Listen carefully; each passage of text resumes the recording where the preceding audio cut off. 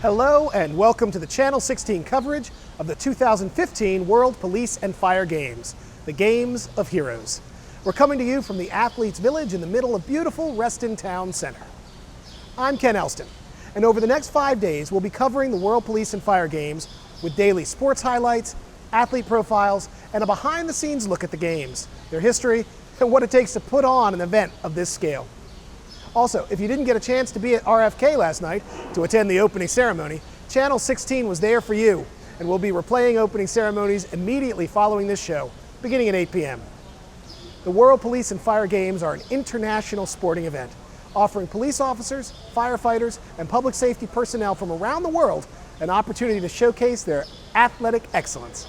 There are over 65 sporting events, including baseball, bodybuilding, beach volleyball, rugby, ice hockey, flag football, table tennis, tug of war, and yes, even darts, taking place in venues all around the county and the region.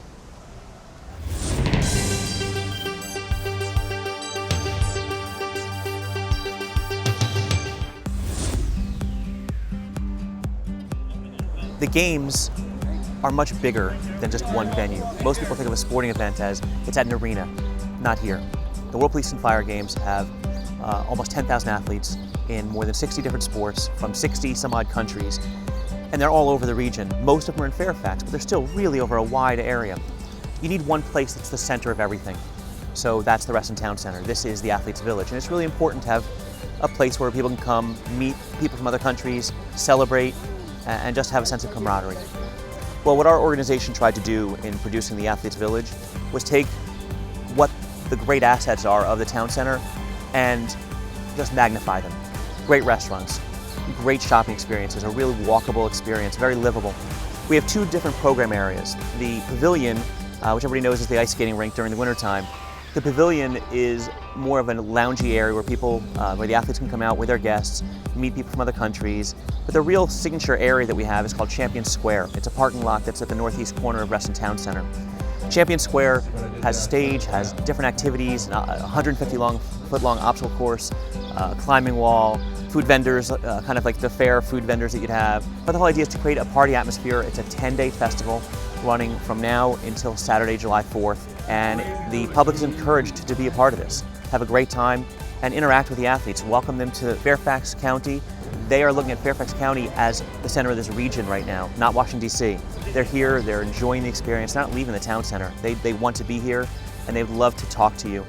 It is so much fun. From the moment you get your ID, you're meeting guys from Brazil, from Spain, from Finland, from Latvia, and everybody is just happy to be here. The good thing about an athlete village is the fact basically that without a competition, because my competition is shooting, it's just on a range, I meet all the people there. But coming here, you meet judokas, you meet dragon boaters, you meet runners. Most people have their shirts on, it basically says what they're doing. And it is so much fun. It adds so much depth to basically this whole World Police and Fire Games. It's always fun to meet new people from all over the world. And so far it's been very nice here in Fairfax. We've been to 5 different World Police Fire Games, and this one's been really organized, so it's really great. Well, I'm a firefighter back in Ireland in a place called Armagh, which is about 30 miles south of Belfast. I'm competing in the 10K cross-country run. I'm also competing in the dragon boat and the dodgeball.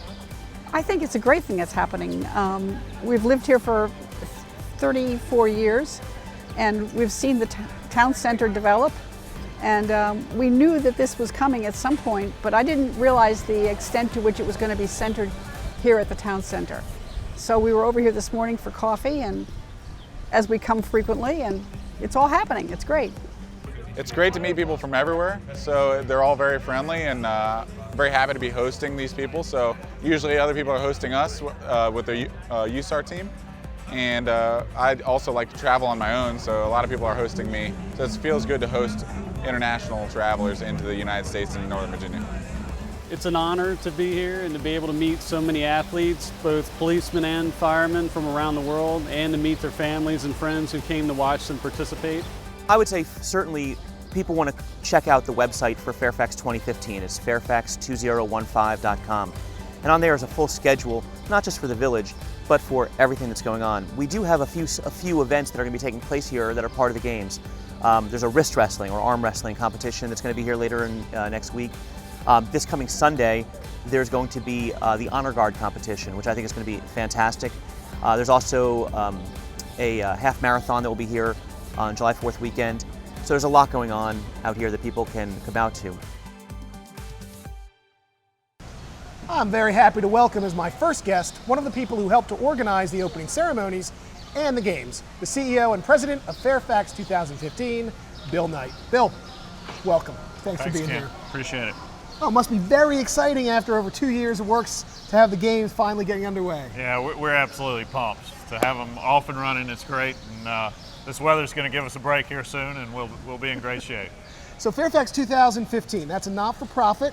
It's responsible for organizing and managing, operating the games. Can you tell us a little bit about what's been happening and what it takes to get something like this underway? Sure. Well, Fairfax 2015 is a nonprofit 501c3 that organizes these games on behalf of Fairfax County and others. And yeah, it's an enormous undertaking. All of public safety is involved, all of the agencies, and they're very much involved in every aspect of the games, which is really unique about these games. So it's a lot of fun. It is a lot of fun and something we don't see a lot of times. In fact, the World Police Fire Games, it's a biennial event, right? Yes. This is a 16th year. That's right, the 30th anniversary. 30th anniversary. Can you tell us a little bit about the history? Sure. The first games were in 1985 in San Jose, California. And it's the California Police Athletic Federation that owns these games. Okay. And so they created them. And they've grown organically through the years. So the number of competitors and friends and family and so forth that accompany these games and the required number of volunteers to put it on has become quite enormous. It's a big show. Yeah, absolutely. And as we've been getting prepared for this, I've been meeting people from Canada and all over the world. It's been very exciting. So there are a lot of events happening. If people want to get involved and see some things, what's a way for them to tune in? Sure. Well, just in the next few days, we'll see a lot of activity at George Mason University. Certainly baseball, basketball, and tennis I know are up and running. And then at Lerner Town Square, we've got a great venue there next to the metro station, which has dodgeball, beach volleyball, and CrossFit. And I know the beach volleyball started today, so it should be a great venue. And right there by the metro station, so very easy to get to. Bill, thank you so much for joining us. I think I'm going to get to talk to you, and I'm going to get to talk to Barry Bigger, the president and CEO of Visit Fairfax, in the coming days. We look forward to learning a lot more about all this exciting stuff. I appreciate that. One last thing I wanted to say Absolutely. is the events are free of charge to the general public. So come on out and enjoy them, and let's have a great time. Thank you, Bill. Appreciate it. All right. Athletes Village is not to be missed. If you're in the Reston area, be sure to stop by, meet some of the amazing competitors, shop, dine, and enjoy some of the fun activities planned throughout the week. The games began on Friday with basketball, tennis, and motorcycle street. We were able to drop in on the motorcycle street competition and watch these skilled officers compete. Motor officers have the same challenges faced by all police officers, but they have to do their jobs while maneuvering 450 pounds or more of motorcycle. Maintaining and improving their riding skills takes dedication and hard work. The Motorcycle Street event is a chance for these talented officers to show off their policing skills on two wheels.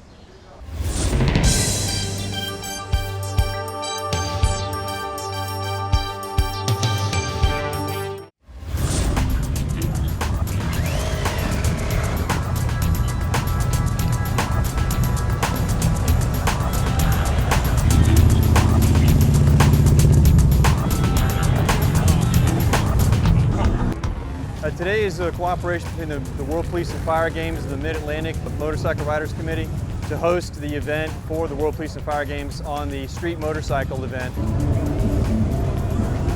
There are a total of 2 courses. There's 5 set of courses for the precision side, which is a slower, more precise turning for the motorcycle rider, and the second side is the speed side. The speed side consists of the same type of elements or fundamentals to ride the motorcycle, but you have to do it in a little bit more expeditious manner. In our everyday job, this training helps because we're a city police department. We do a lot of confined riding, small streets, narrow streets, getting through a lot of congested traffic, a lot of events where there's a good bit of people. Riding in these tight cone courses represents the kind of maneuvers that we're going to have to do when we go out on our everyday duty. So if we come down here and we can hone our skills and learn how to control the motorcycle in the best way possible, that benefits us when we go back and we have to serve our public. You know, we conduct funeral escorts for politicians, not as many as y'all do up here, and that's one of the most dangerous things we do. This really helps you out as far as the safety factor and being able to conduct those as safely as we can for us and everybody else on the street.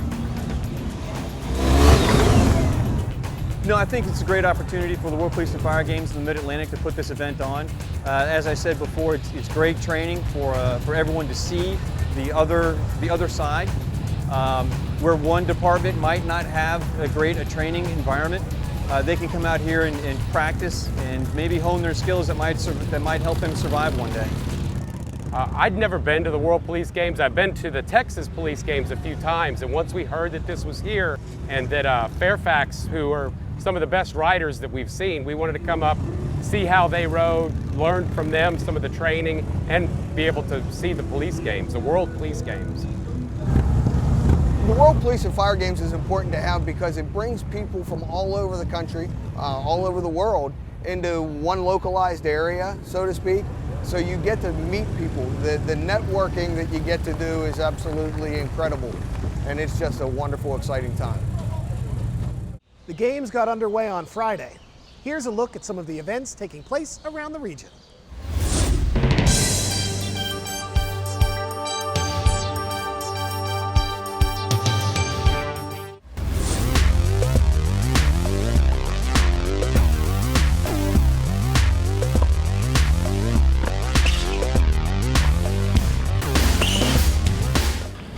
There was a struggle out there. You play against somebody like Munson when they're dropping a ball on you, and when you're older, you don't have the mobility that you had when you were younger. And it's very difficult to play against somebody that drop shots you all the time. I feel I played very good because normally the last couple of times he's gone through me. So, but he's a kid. You know, he's a kid. Getting the ball back, just getting the ball back and making him hit another shot. And I didn't get enough of my clay court drop shots that he loves. He's got a tremendous serve, and that is so hard for me to work against his serve. You got to. I started coming in front of the baseline. That's how I beat him. My first set, I stayed back. He was just dropping me everywhere. There's no way I was getting them balls, so I had to get inside the baseline and stay there. And that's the way I beat him. I was able to get the ball quicker. It's very frustrating, but you really don't get a lot of rhythm when you're playing against a person like that. So, but you just got to struggle through it. It's a mental thing. You got to stay focused. You can't give up. It's like any other sport. You just got to stay. You got to hang in there. Very competitive. We had a great time. It was the first set was an hour long. It ended in a tie break, 7-6. And then the other one, I think I just kind of got tired from the first set and didn't hold up my end of the bargain, but it was a good match. A bit tense, I think, because she did give me much pressure on me, and then every time I have to run a lot during the games. Yeah. She was good skills, yeah, and then with a strong baseline and volley too. Yeah, it's first match, definitely nervous. It's funny, you know, 32 years old now, feel like should be through kind of any nerves or anything like that, but still just, yeah, I felt a bit kind of nervous. And then just a tough battle. Just the guy just kept sort of getting everything back. And just, yeah, it made me work for every single point. Nothing was coming easy. I think I played the first set pretty well. The second set, I wasn't feeling really well. The heat kind of gets me. When I say the heat, it's more like the humidity is getting to me. So I don't think I played my best. But hey, you know, some days you have bad days and you got to pull through it. He was a phenomenal volleyer. I've never seen, the guy was like 8 feet tall or something. He actually wasn't, but there was nothing I could hit over him. Like I've not seen somebody hit overheads like that where there was no shots I could put over his head. And so everything, you know, he was so great at the net, it made it tough. We have a slightly rainy day for our first day of coverage, but Friday night could not have been more perfect for the opening ceremonies that took place at RFK Stadium in Washington, D.C. Athletes from around the globe gathered to kick off this week's events. Immediately following this program, we will have coverage of the entire opening ceremony, starting at 8 p.m. But first, we wanted to give you a taste, a chance to enjoy some of the sights and sounds of the kickoff to the 2015 World Police and Fire Games.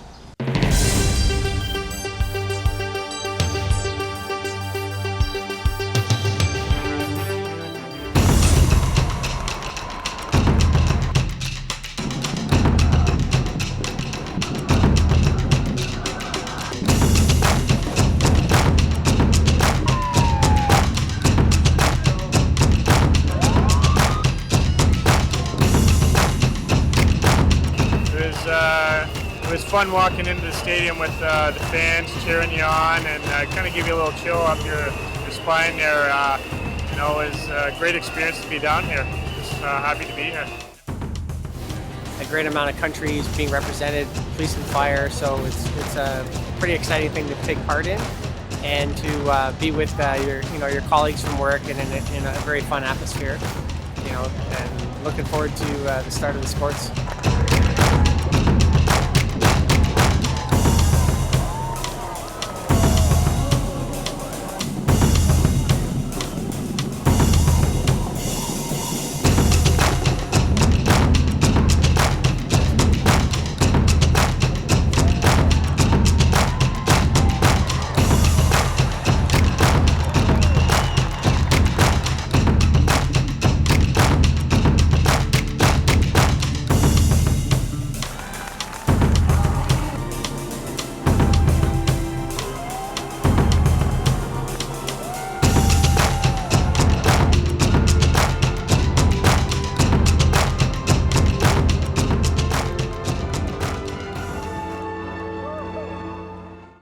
The World Police and Fire Games showcase some of the most athletic men and women in the world.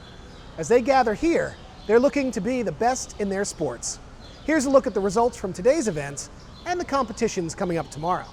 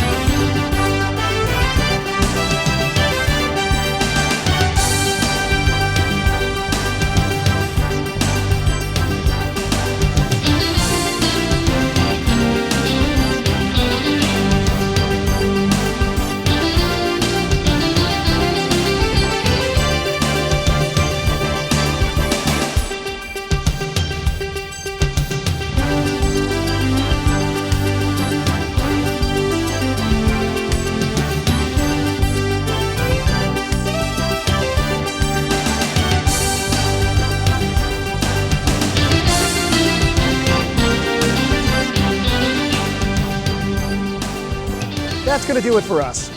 Thanks for tuning in to Channel 16.